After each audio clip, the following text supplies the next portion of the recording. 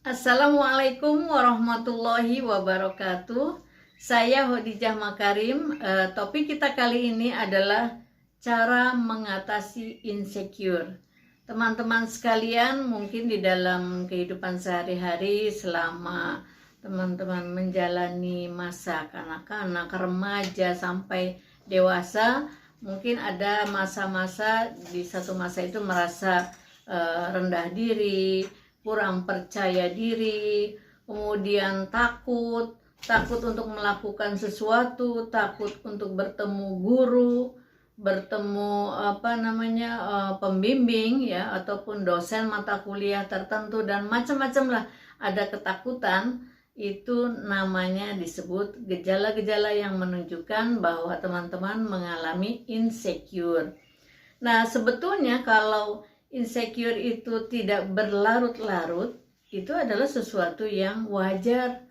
Tidak mungkin kita dalam hidup ini tidak pernah merasakan rasa takut sama sekali, tidak pernah merasakan rasa cemas sama sekali gitu. Nol lah gitu. Justru kalau seperti itu keadaannya malah tidak normal. Jadi cemas, takut, merasa kurang dan sebagainya, jika itu sesekali, itu adalah dalam hal yang wajar.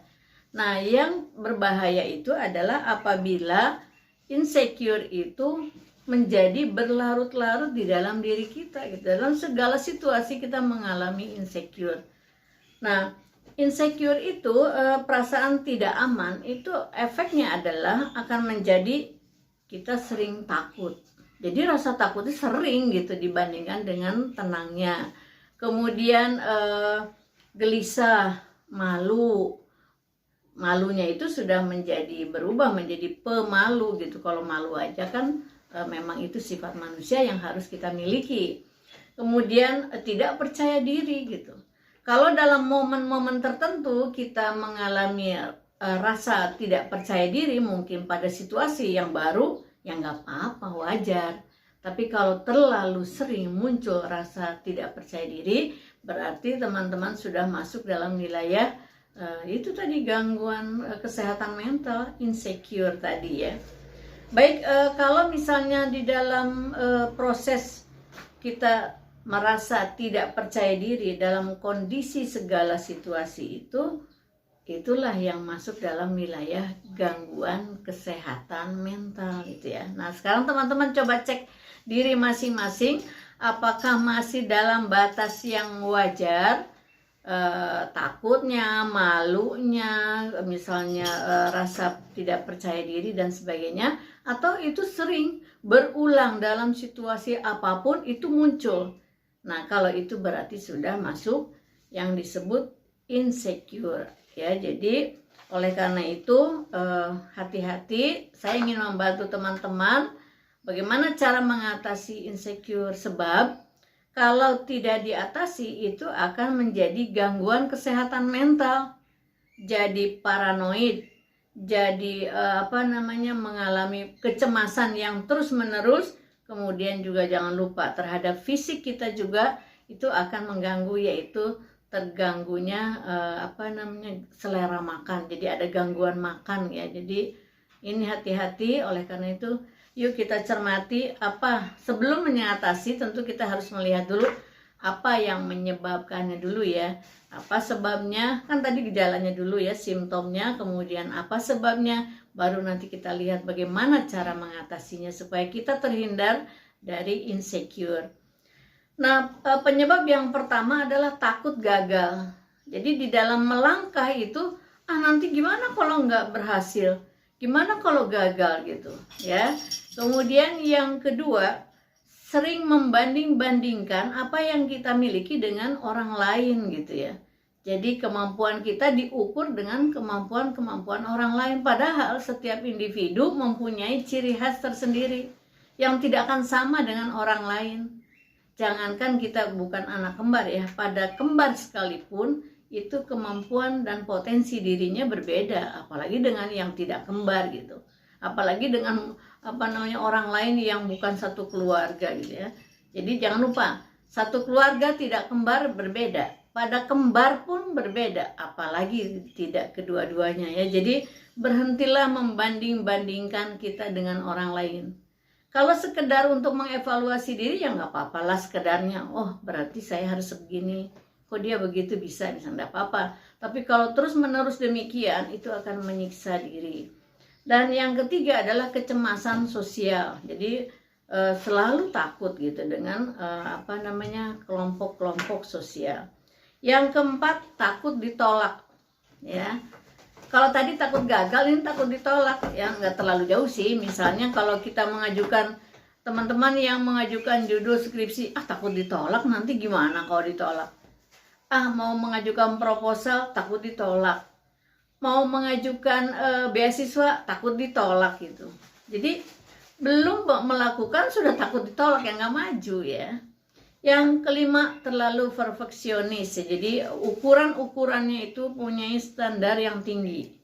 Standar yang tinggi tidak apa-apa, itu malah bagus, saya sangat setuju ya, supaya kita selalu menjadi pribadi yang bermutu. Tetapkan standar yang tinggi dalam segala hal. Tetapi kalau sudah kata terlalu, berarti kita tidak melakukan toleransi terhadap standar itu. Jadi jangan pakai terlalu ya. Tentukan standar yang tinggi supaya kita semangat mencapainya dan menjadi pribadi yang bermutu, tapi jangan terlalu. Kemudian kurang percaya diri itu sebabnya. Dan yang berikutnya adalah pola asuh yang kurang tepat ya.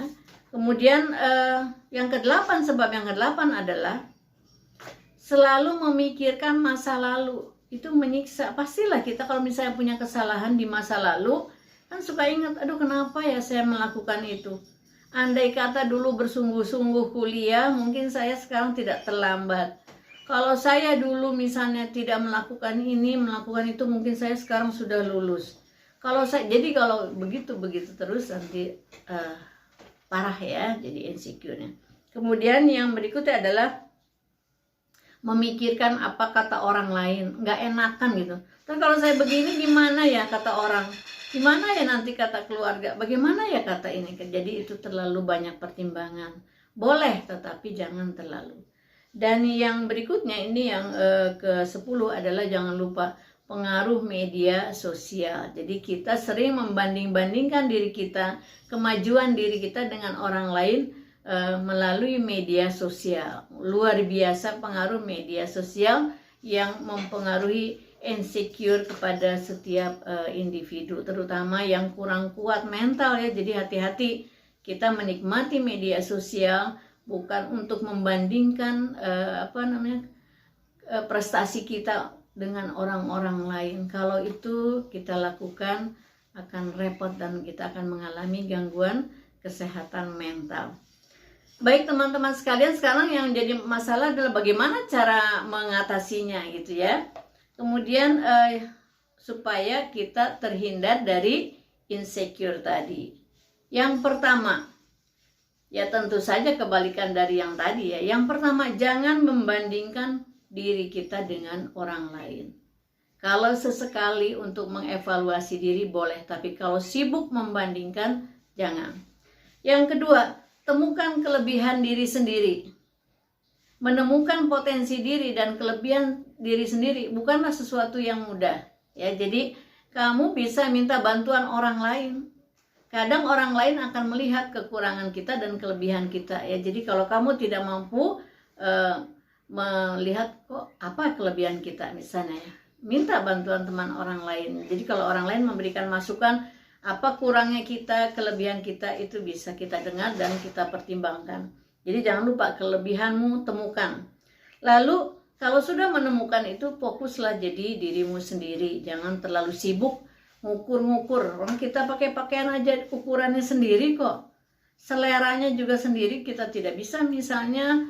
Kalau saya misalnya sekarang warna yang saya sukai misalnya merah dan hitam, tiba-tiba saya dipaksa untuk menggunakan warna yang tidak atau kurang saya sukai, kan nggak enak, nggak nyaman gitu ya.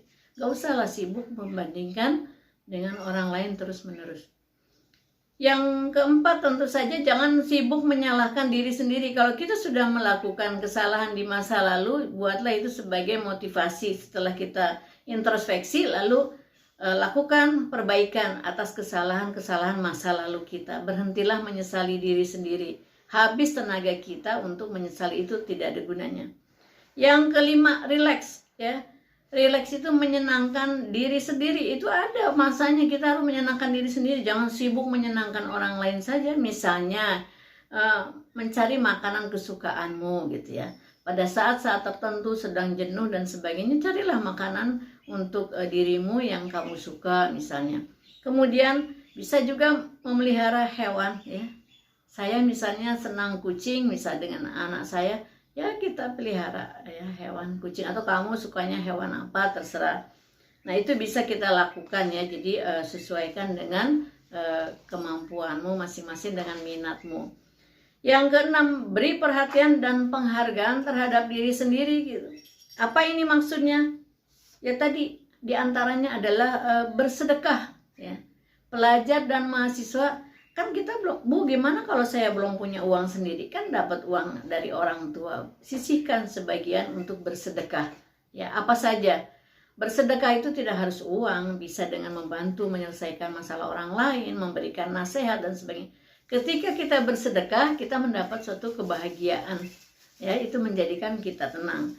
Artinya itu kita menghargai diri sendiri. Kemudian juga kita bisa tadi pilih makanan-makanan tadi yang bergizi ya, yang buat kita bahagia. Lalu di samping itu kita sering mengafirmasi diri ya, membahagiakan diri sendiri dengan bicara yang baik-baik. Komunikasi intrapersonal dengan diri kita sendiri, melihat kemampuannya, bahagiakan. Kalau kita sedang sedih, kenapa sedih saya? Nggak perlulah, saya kan harus gembira. Saya mau cepat lulus, saya mau cepat lulus SMA, nanti kuliah, nanti berkarya. Atau yang tidak kuliah, saya mau berbisnis dan sebagainya misalnya. Kalau misalnya yang S1, aduh kok saya sedih lah. Kalau saya sedih nanti skripsi terbengkalai. Itu jadi cepat dipengaruhi. Lalu yang berikutnya, buatlah diri sendiri menjadi sehat dan cantik menurut ukuranmu. Kalau kamu punya dana, pergi ke ke tempat-tempat perawatan. Kalau tidak, ya merawat diri sendiri. Bahagiakan diri sendiri ya dengan caramu sendiri.